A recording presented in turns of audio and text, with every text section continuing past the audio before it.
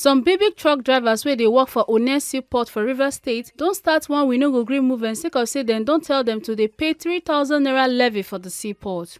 The drivers talk say them already they pay levy give federal government and not be say them they get any salary from anywhere but say them they work for themselves. The drivers constantly talk say them don't make plenty calls to security agencies to come chook eye and touchlight the matter wella, but dem not agree answer them, and that's now why them they call on other ogas them wey get the power to come help the maritime workers for the port stop this levy. We have been crying over this for a lot of time. We call the security agencies, the Rivers State government, we call on the federal government to come to our own aid, because in as much as we are working, we own our truck, and they themselves cannot make up one day to assist us in fixing our trucks. They cannot assist us.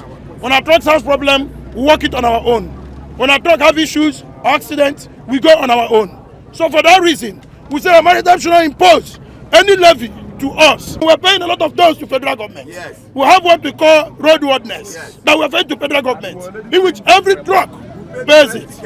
And we know that with that, and every driver that comes in have his own driving license.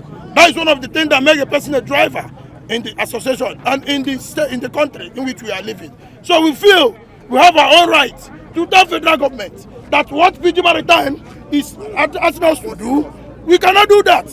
And we are not part of it. And we are not troublesome people.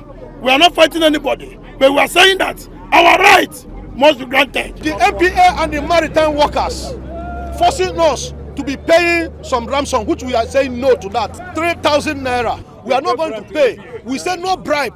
They went and bribed MPA to force it on us. So we are saying no to it today.